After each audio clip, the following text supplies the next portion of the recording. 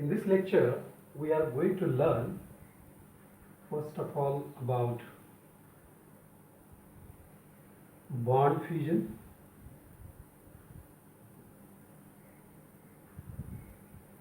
then about reactive intermediates,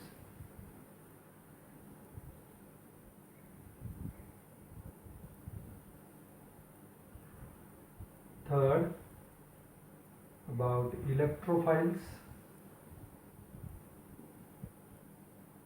fourth about nucleophiles, fifth one is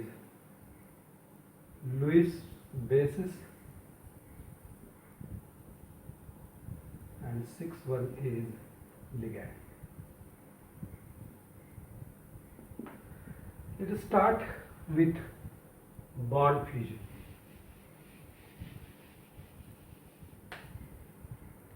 So,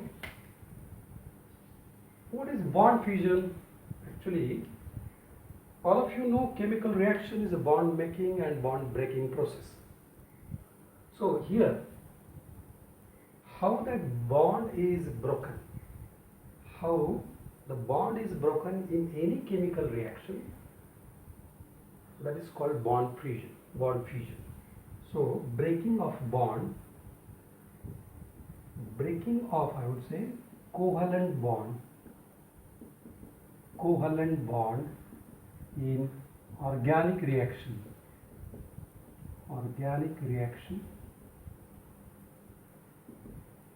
is called bond fusion. So what we are going to do, we are going to break that bond.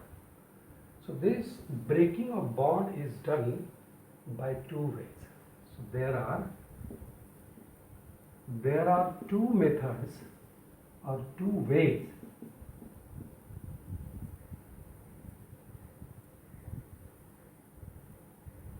for bond fusion, or there are two types of bond fusions in simple language.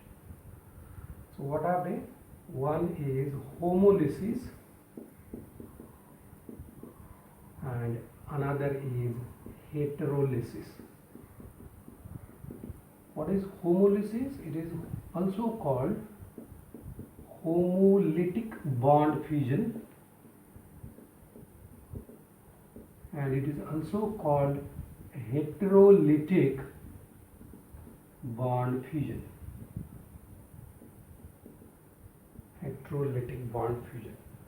Let us start with homolysis. Lysis means breaking and homo means equally. So when a covalent bond is broken, equally means two separating fragments getting one electron each from the bond pair electrons. That is called homolysis. What is homolysis? Bond breaking equally. Bond is breaking equally. So when any bond is broken equally and separating fragments getting one electron each from this bond pair electron, that is called homolysis. I will show here. What is one electron will go to B and one electron will go to A. I have shown here the Fisher hook half bare arrow. Then we will get two free radicals. One is A, another is B. So in this process, free radicals are formed. I can quote here one example. That example, you can take any example. For example, chlorine. When homolysis takes place, then we get here two free radicals. Or when methyl chloride, homolysis taking place of this bond, then we get methyl free radical and Cl, chlorine free radical. So these free radicals are formed during homolysis. Then what is heterolysis? Number 2 is heterolysis. Heterolysis. So what happens when bond is broken? We can say breaking bond, breaking covalent bond unequally. Unequally means separating fragments getting unequal share of electrons. For example, this is A and B molecule having a pair of electrons. We call it as a bond pair. If this bond pair moves towards B, then this is unequal distribution. That's why it is called heterolysis. And in heterolysis, the species getting a pair of electrons will acquire a negative charge, and from which that bond is moving away will get a positive charge. So in this heterolysis, ions are formed.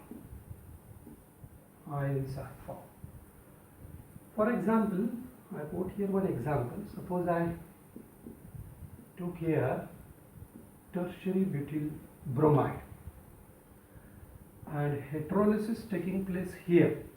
What will happen?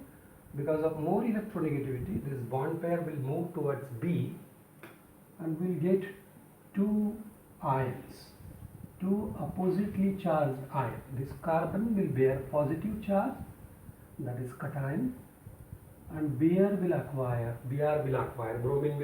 negative charge. So in this way ions are produced.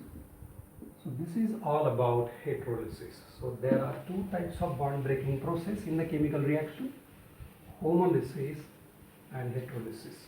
In homolysis, free radicals are formed, and in heterolysis, ions are formed.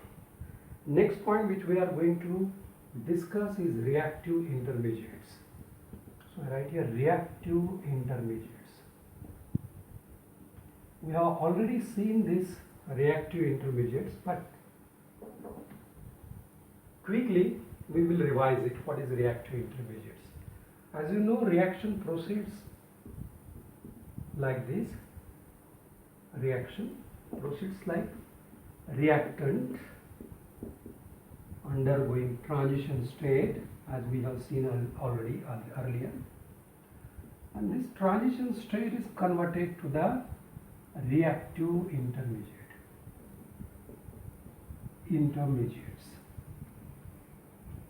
and this reactive intermediate is converted to the product. So this is the journey, this is the path of the reaction, any reaction. So in some reaction, instead of saying any reaction, in some reaction this is skipped. Reactants are directly converted to the product. There are certain reactions that we'll discuss under another heading.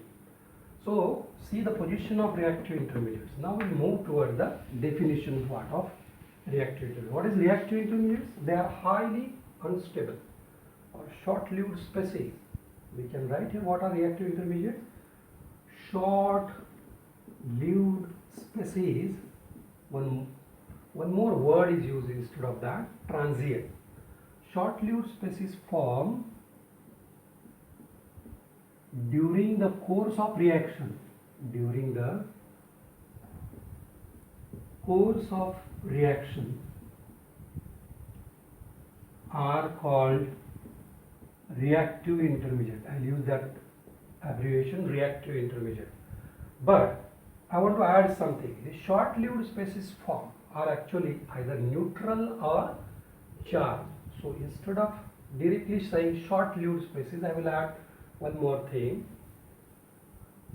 Short-lived neutral, I will add here, neutral or charged species form during the course of reactions are called reactive intermediates.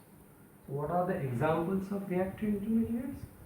So for example, carbocation, we know already, carbocation, then carbanion, Third is carbon free radicals, then carbene, then then nitrene. But you will observe these first three more frequently. Carbocations having positive charge, carbanions having negative charge. On carbon free radical there is no charge and it's neutral. So that's why I added here short-lived means transient, whose lifespan is very short.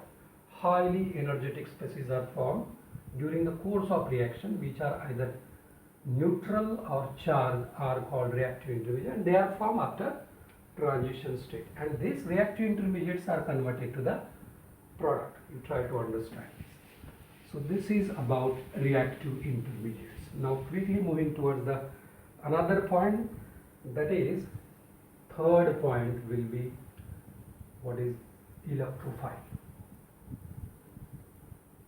And I'll add one more, electrophile and nucleophile,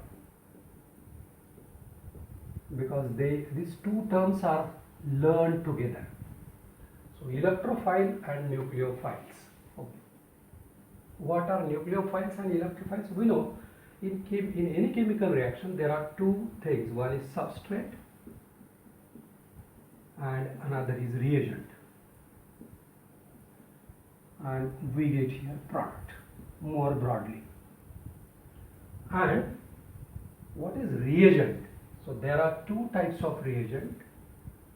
One is electrophile, and another is nucleophile. What is electrophile? As the name indicates, electrophile. Phile means love, and electron lover. Electron lover means electron deficient species. Electron deficient species with or without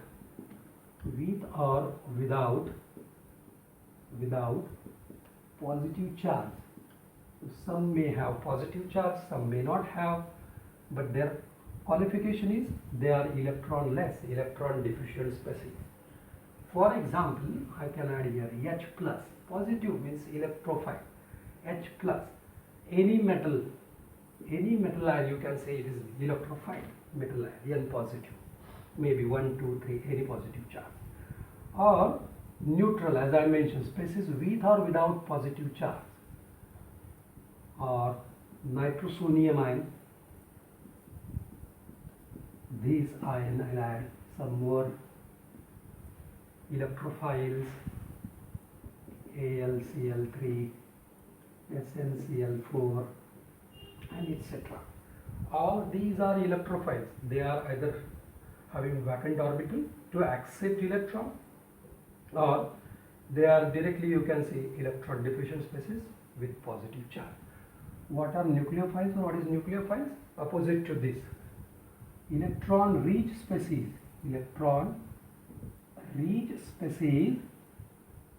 with or without negative charge.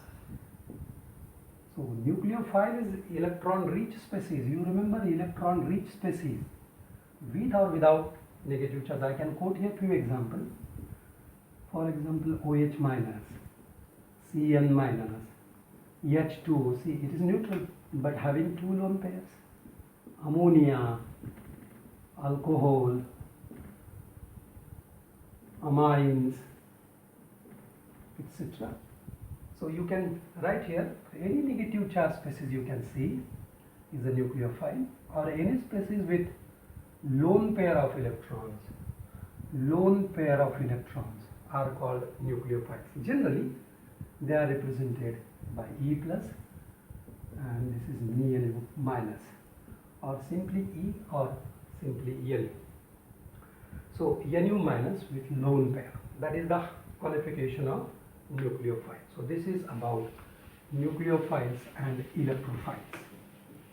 Next we'll move towards the next point, and that next point is what is Lewis base. I think fifth one.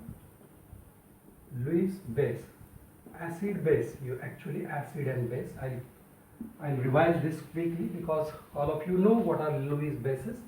Lewis base, what are Lewis base? They can donate electrons. So they can donate electrons. If they are donating electrons, so they are electron rich species, electron rich species which can donate electron are Lewis bases.